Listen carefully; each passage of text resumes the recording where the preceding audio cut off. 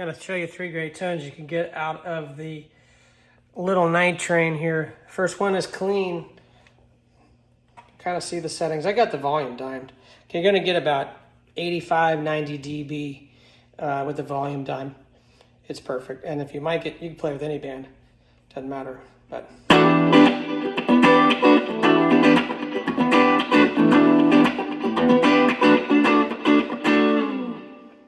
that's clean.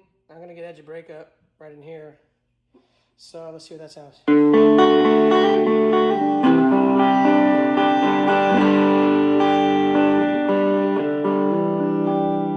then the dynamics.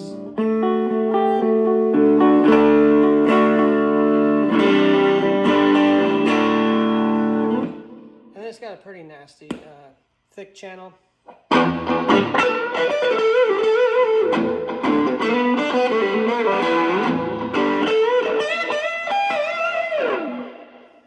I do have some reverb on there from a pedal. That's it.